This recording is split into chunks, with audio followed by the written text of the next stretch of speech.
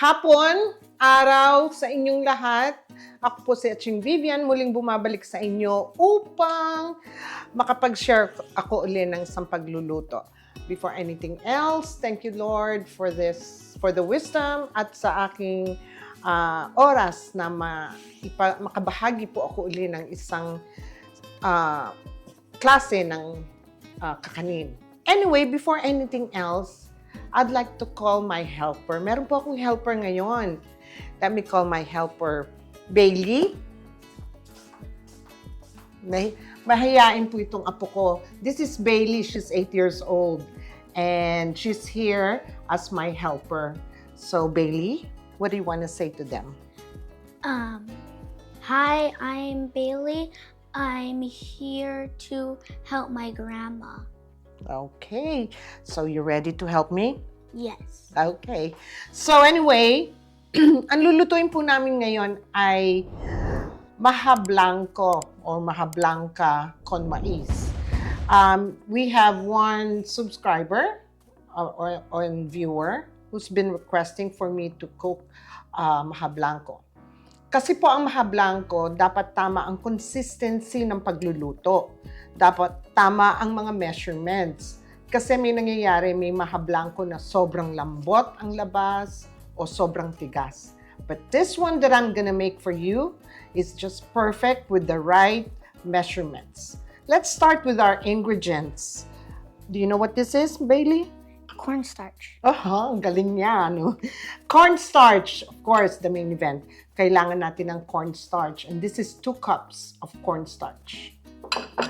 I also have corn. Actually, you can use the cream style corn if you want. Kaya lang masyadong watery yung cream style. Actually, I use 2 cans. We are gonna use 2 cans. Gusto ko meron siyang kagat ng corn when you cook it. So, I'm gonna use 1 can na whole kernel. Tapos yung isang can, drainain ko po at finood process ko. Okay? Ito po yan. Isang can din po to. We're also gonna use 2.5 cups of white sugar. 1 can of condensed milk. 1 can of evaporated milk. And the usual 3 cans of coconut milk. However, meron po akong gagamiting topping. I know normally others use latte or nothing. I use the sweetened coconut. Ito po yon. Kung natatandaan nyo, nung nagluto ako ng sapin-sapin, gumamit po ako to. Ito yung budbod kung tawagin. Tapos, yung coconut oil, na lagi kong sinasabi sa inyong itabi nyo, ito po yon at ginagamit ko po ito na pang brush sa mga containers ko. Sa Pilipinas naman po, kung gagamit po kayo ng wala kayong coconut, can ng coconut, which is better nga yung mga gata na napipiga sa palengke, ano? Each can is 400 ml. So, kakailanganin mo lang ng 1,200 ml. More likely, you'll be using 1, 2, 3, 4, 5, 6 nyug na first gata. And then, yung gamit po lahat ang buong nyug. Ang first gata, yun ang gagamitin natin pang cream sa ating maha. Yung second gata, itabi nyo dahil kakailanganin natin yon. At yung pinag-press na coconut kung tawagin nila sapal. Sapal ba? That can be the budbod. Isasangag nyo lang sa kawali, lagyan ng sugar hanggang magtusta. And that's it. Pakita ko po, ito pong gagamitin nating topping na to, binake ko na earlier at 300 degrees until it's golden brown. Once in a while, every 10 minutes, binabalikan ko lang sa oven and I mix it para maging even po ang pagka-brown. Ito po yon ang ating budbod. So, ayusin ko lang lahat, babalikan ko kayo, at pagkatapos, ipapakita ko sa inyo ang proseso ng paggawa po ng maha blanca. Go!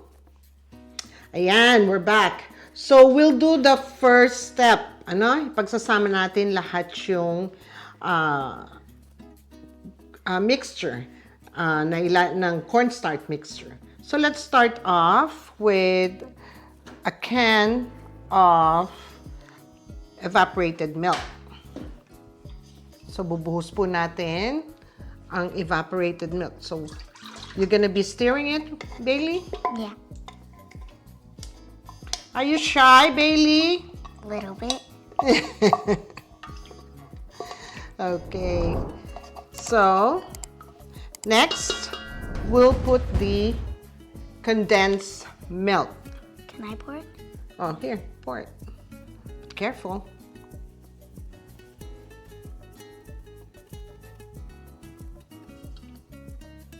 Okay, let me scrape it off now.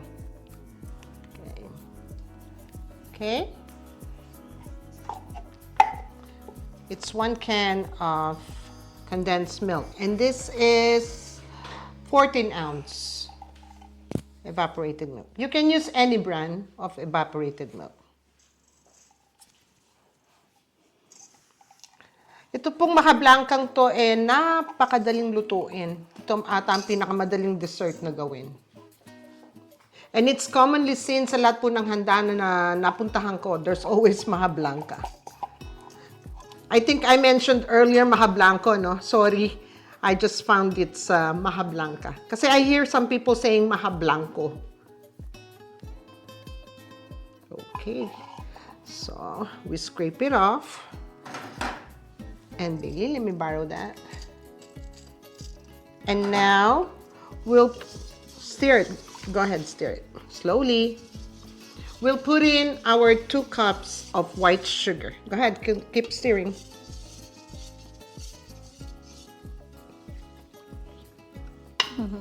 Okay.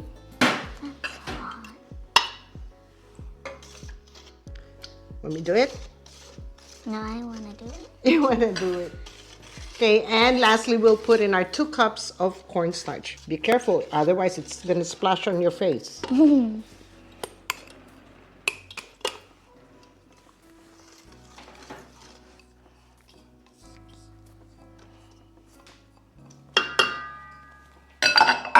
Okay. Keep stirring it, Bailey.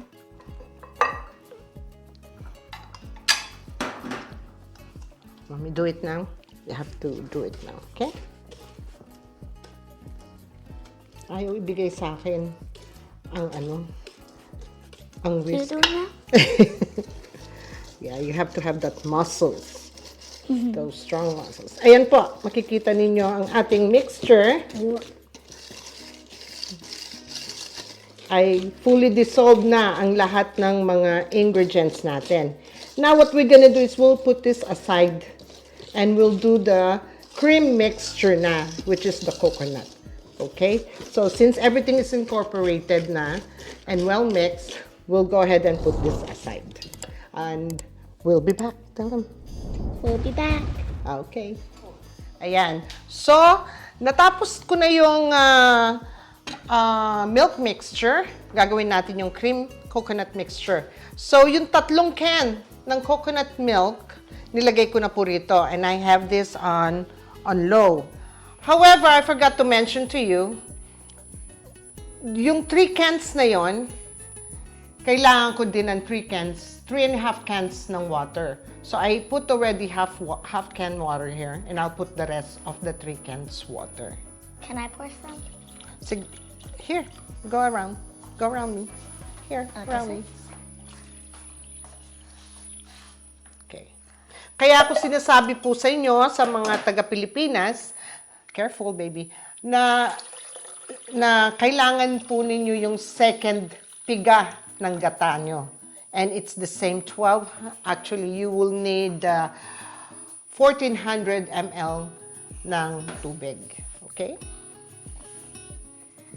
Careful. It's hot.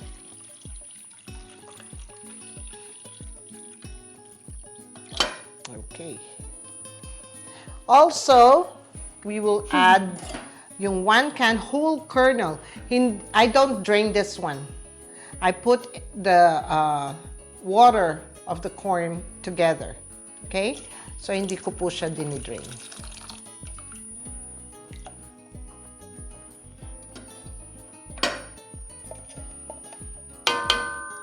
And lastly, yung in-smash ko kaninang 1 can din na corn na drainain ko naman, we will add it as well.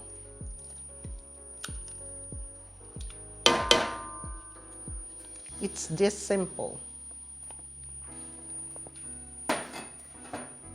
Can I mix it? Oh, it's a little bit, I wear this one. And then Okay. I do this. don't touch it. It's not that hot yet. Here, mix it this way. This way? Okay, i-mix nyo lang po ng i-mix ng maigi. And then, you can leave it once in a while. Just continue mixing it. Kasi wala pa naman yung cornstarch mixture natin. So, after this starts boiling, we will pour the cornstarch mixture dito po sa ating coconut cream. And babalikan ko po kayo pagka oras, pag kumulo na po to at ihuhulog na natin yung ating mixture ng cornstarch. Okay? Go! Cut. Okay, ayan po. Nakulo na ang ating mixture. Be very careful. It's hot, okay? Don't get too close. Hihinaan mo ngayon ang iyong apoy para wag tayong masunugan ng cornstarch. So, now it's ready to pour this cornstarch mixture. So, you keep stirring it, anak, ha? Keep stirring.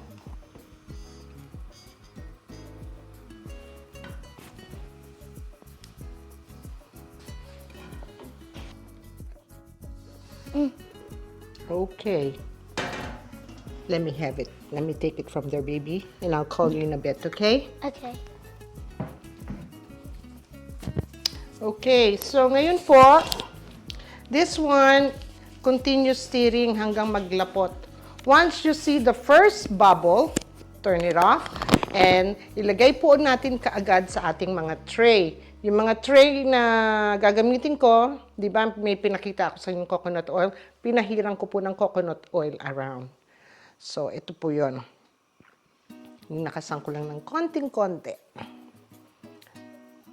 Okay. Continue stirring po ito, hindi pwedeng iwanan. Ano po? Para maganda ang paglapot ng ating maha blanca. Okay. Balik po tayo, ano? Kung makikita ninyo, ito po ay almost done and ready. Kailangan lang natin ng continuous stirring po ng ating maha blanco hanggang ang lahat ay ma-incorporate to a perfect mixture. Ano po? So, hinaan ko pa po ang aking apoy.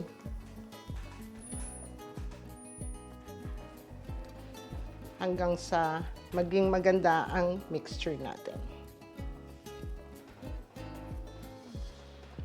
Ingat lang po kayo dahil napakainit ito. Ito. At lumalapot na po ang ating maha blanco. Continue stirring lang hanggang mahalo natin itong mga liquid pa, no? Nagpalit lang ako ng whisk kasi medyo malambot po yung nagamit kong whisk na non-stick for non-stick. Pag lumamig po ito, masarap kainin ng malamig dahil firm na siya. So, we will let it sit for a while. Ano po? Hanggang sa lumamig ang ating maha blanco mixture. Okay. So, yan nakikita ninyo. Mga another 1 minute na lang siguro or 2. At ito po ay pwede na nating ilipat sa ating container. Once na pinatay na nating apoy, kailangan po nating ilipat agad-agad ito sa ating mga containers. Kasi po, madali po itong mag-mold. Kung hindi maganda ang pagkaka-mold niya sa ating mga container pan. Okay. Okay na po ito. I will be back. Pakita ko sa inyo paano ko ilalagay sa ating mga tray. Okay? Sige po. Alright. Here is our finished product. Maha blanca con mais. Ito po, napakaganda. Mainit pa, kaya hindi pa siya set. But, mag-firm po ito. Just put it in the fridge for 2 hours and then you can start eating it together with our bubod na ginawa ko. Ano po? So, tikman natin kung anong sarap. You wanna taste? Yeah. Here you go. Okay, go. Careful, it's hot, okay? Blow it. I can't get any. This is her first time. So, Bailey? Yay. Yay? I like it. You like it? Okay. Tikman ko. Tama-tama lang po ang tamis. And for every bite, meron kang makakagat na corn aside dun sa food process ko na corn. So, yan po ang kabuuan ng ating Maha Blanco. But before I go, kung napanood ninyo yung channel ni Sabi ng Nanay ko, nung kay Kuya Bong, Mang Bong, alam ko gumawa ka ng everlasting at napakasarap po nun. Napakadali lang pong gawin ng everlasting. You should try it. Ako, ang dali ko lang nagawa. Bakit po? Pumunta lang ako kina Kuya Bong. Nagdala ako ng apple pie para sa kanya. At hindi niya alam, inuwi ko yung natira niyang mixture ng everlasting. At niluto ko. Ginaya ko po yung kanyang ginawa. At eto po ang resulta ng everlasting na niluto ko na ginawa ni Kuya Bong naman yung mixture. So anyway, napakasarap po.